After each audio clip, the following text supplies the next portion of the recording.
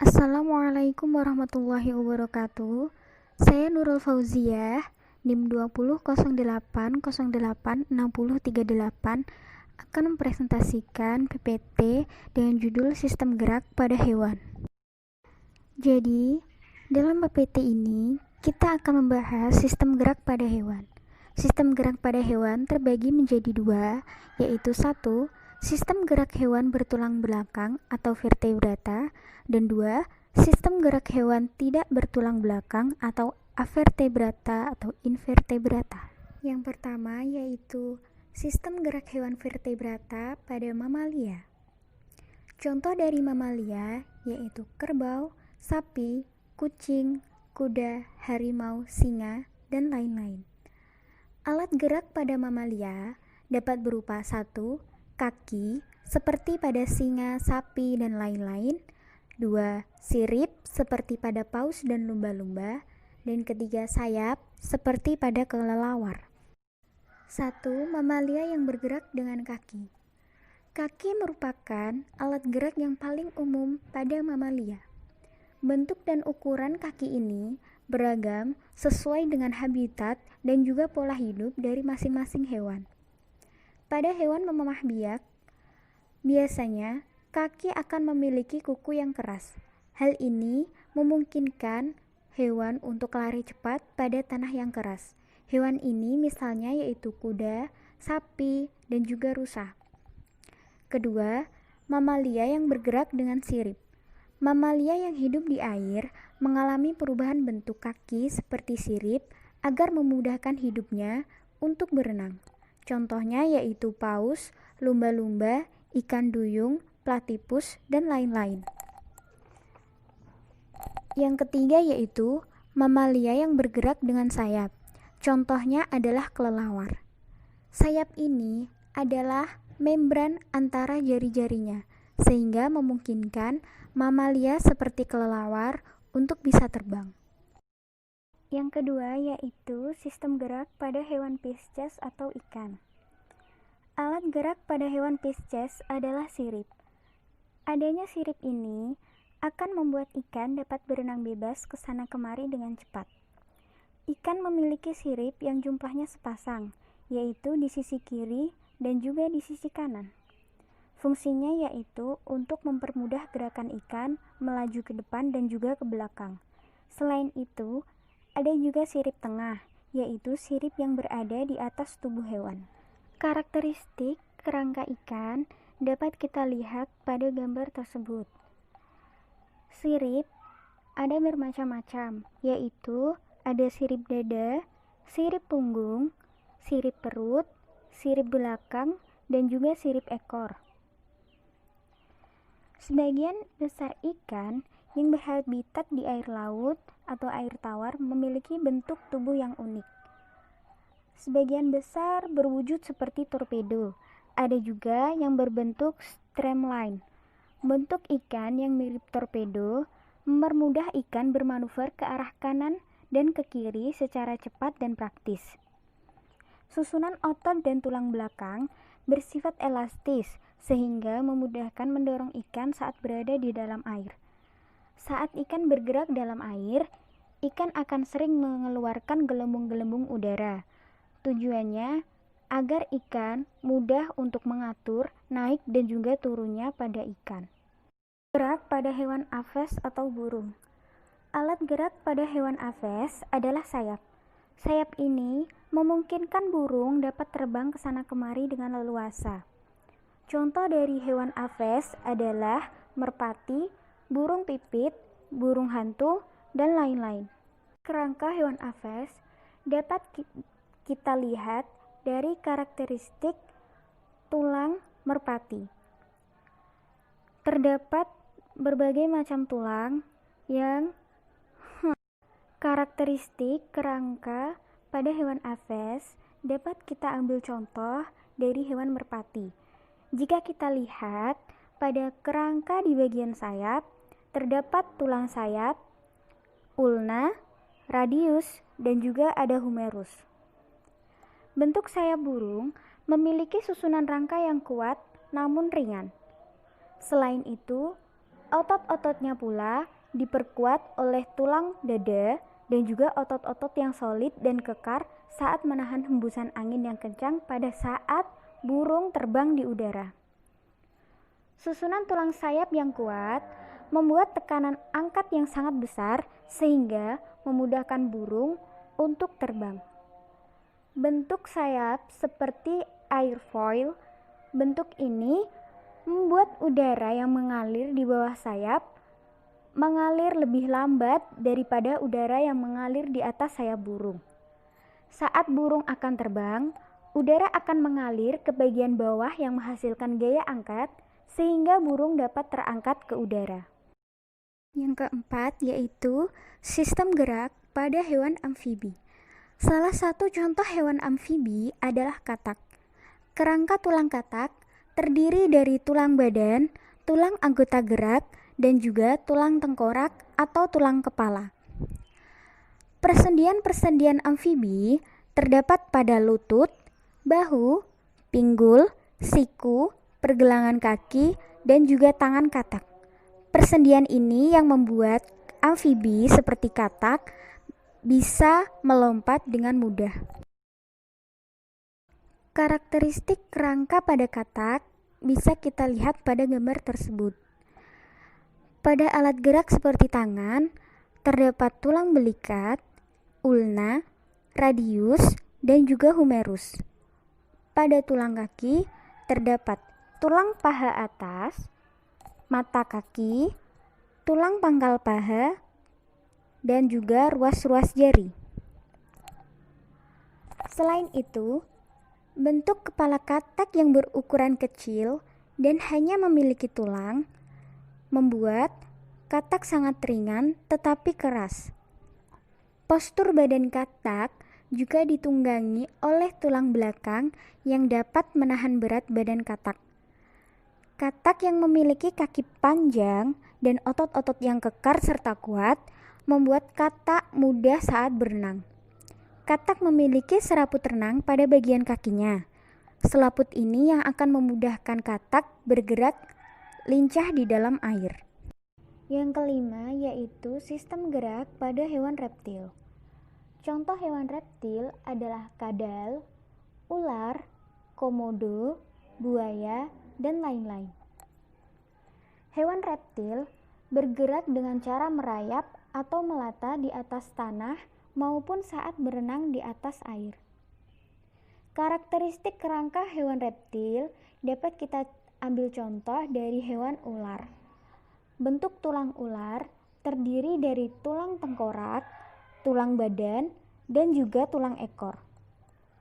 Pada tulang badan terdiri dari ratusan ruas-ruas tulang belakang, sedangkan pada tulang rusuk ular terhubung dengan tulang belakang yang dibalut dengan otot-otot yang lentur dan juga kuat. Hal inilah yang menyebabkan ular bergerak dengan cara meliuk-liukkan badannya ke kanan dan ke kiri dengan cepat.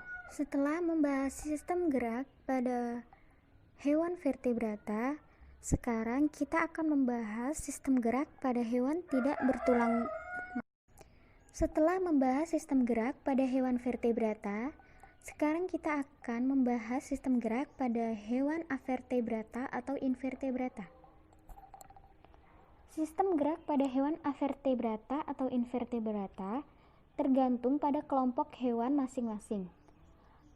Kelompok hewan avertebrata terbagi menjadi filum Porifera, filum Protozoa, filum Coelenterata, filum Annelida, filum Arthropoda, filum Mollusca, filum Echinodermata, filum Platyhelminthes, dan juga filum Nemathelminthes. Sistem gerak pada filum Nemathelminthes. Hewan yang termasuk filum Nemathelminthes bergerak dengan melakukan kontraksi pada otot-otot tubuhnya. Gerakannya dilakukan dengan kontraksi otot-otot dari tubuhnya. Bentuk tubuhnya dapat memanjang serta dapat memipih, yang membuatnya dapat melakukan gerak maju atau mundur. Contoh dari filum Nemathelminthes adalah cacing tambang. Cacing ini tubuhnya memanjang pipih dorsoventral tanpa segmen atau ruas-ruas. Bagian tubuh dapat dibagi menjadi bagian anterior atau bagian depan kepala, posterior atau bagian belakang ekor, dan dorsal atau daerah punggung, ventral atau daerah yang berlawanan dengan dorsal, dan lateral samping tubuh.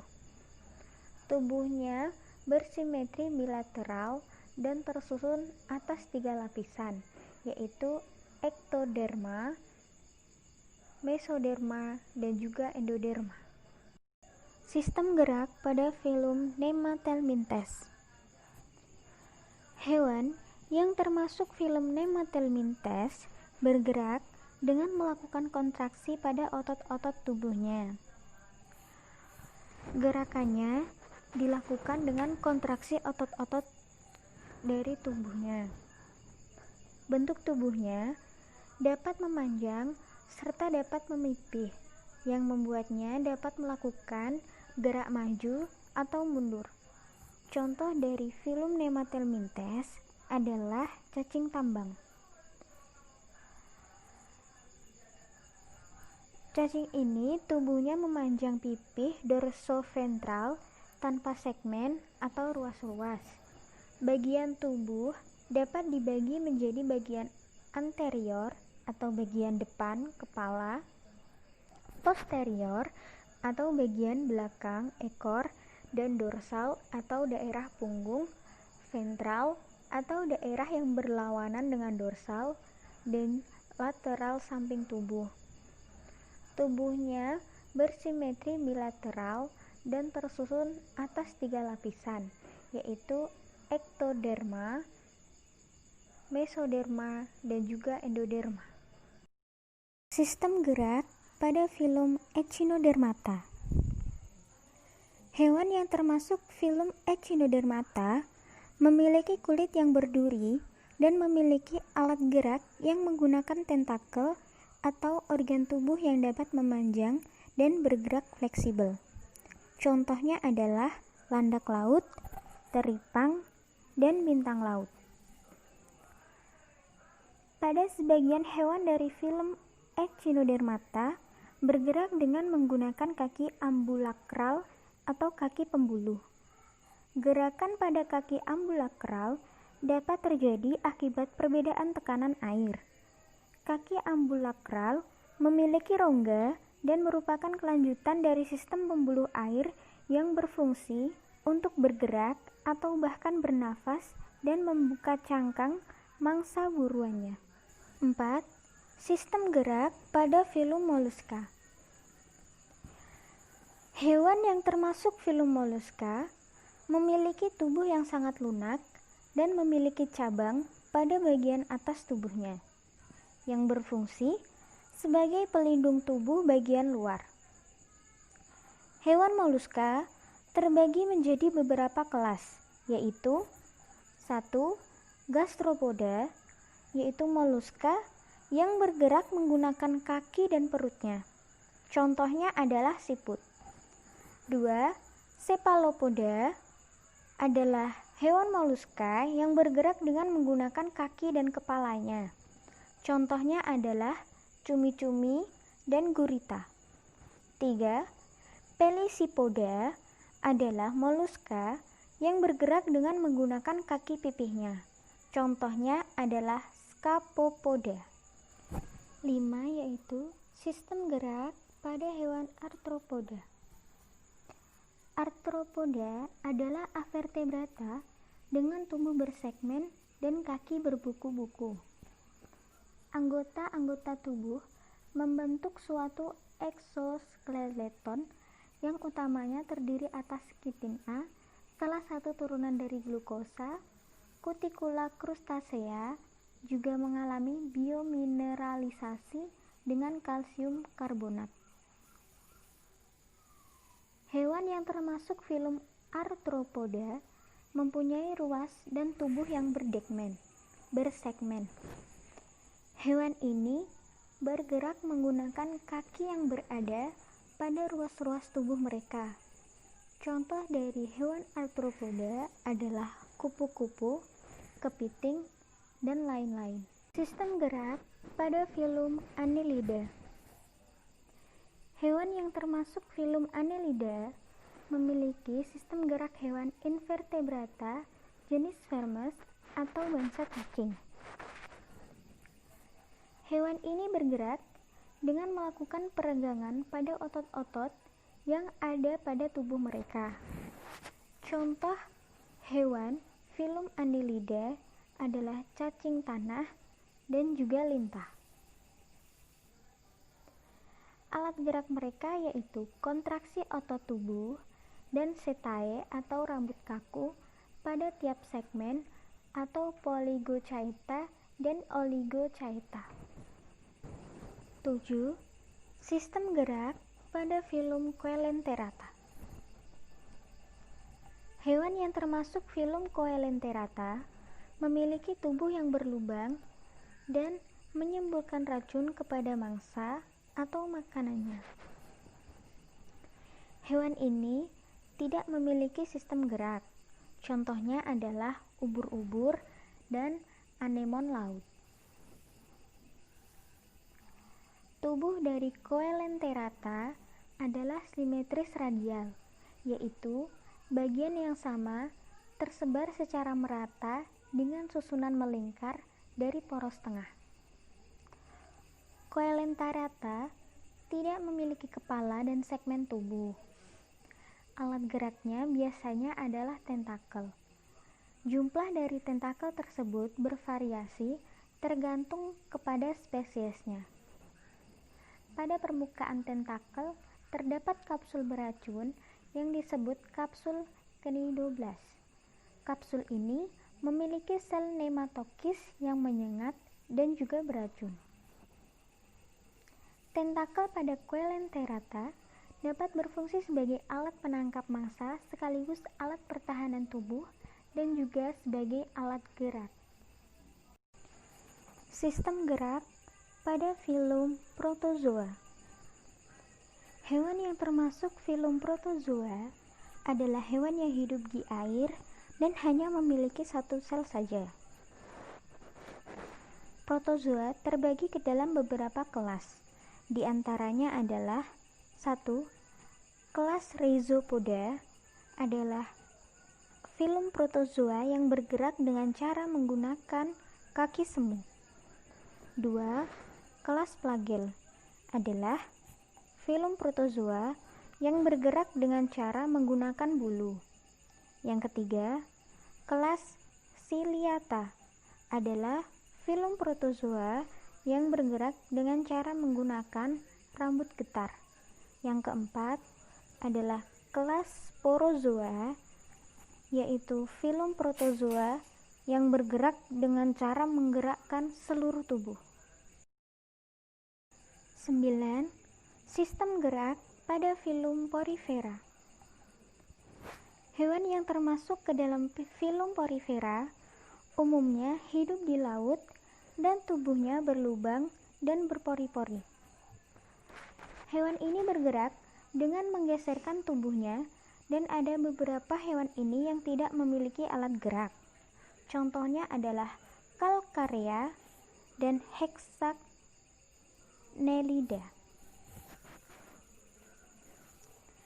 Pada dasarnya, hewan porifera tidak memiliki sistem gerak yang pasti. Bahkan, beberapa porifera tergolong sebagai hewan sesil atau hewan yang tidak dapat berpindah tempat. Biasanya, hal ini akan dapat banyak ditemukan pada porifera yang telah menjadi dewasa. Mereka akan lebih banyak untuk menempel di karang dan memperluas bagian tubuh mereka. Sedangkan beberapa jenis porifera terkadang pada siklus umur yang masih muda masih dapat bergerak. Pergerakan motil dari spons muda ini sebenarnya jika kita perhatikan secara seksama juga merupakan sebuah pergerakan pasif. Pergerakan tersebut akan sangat bergantung kepada arus air yang membawa mereka. Sehingga, jika dikatakan bergerak, maka tak sepenuhnya hewan ini dapat bergerak dengan bebas dan leluasa. Selain itu, pergerakan ini juga dimungkinkan karena ukuran tubuh spons yang masih kecil dan masih dalam bentuk kerangka kapur yang kompleks. Namun, pada beberapa jenis porifera masih dapat bergerak meskipun dalam kecepatan yang sangat lamban. Beberapa jenis porifera memiliki lapisan luar tubuh yang bisa dikatakan cukup elastis dan dapat bergerak dengan bebas. Beberapa jenis porifera akan memanfaatkan hal tersebut dengan mengembang dan mengembiskan tubuh mereka. Hal tersebut dilakukan berbarengan dengan proses penarikan air ke dalam bagian tubuh mereka. Pergerakan yang mereka lakukan sendiri biasanya hanya berkisar 1-4 mm per hari. Meskipun banyak cara yang digunakan untuk bergerak, namun memang hewan yang satu ini banyak didominasi mereka yang tidak dapat bergerak. Kalaupun ada yang dapat bergerak dengan kecepatan yang cukup lambat, itu pun memiliki jumlah yang bisa dikatakan cukup sedikit. Pergerakan semu yang dilakukan pada fase muda pun sangat bergantung pada perubahan arus air yang membawa mereka. Sekian dari pembahasan singkat dari sistem gerak hewan yang bisa saya paparkan. Semoga bisa menambah ilmu dan juga berkah bagi kita semua. Terima kasih. Wassalamualaikum warahmatullahi wabarakatuh.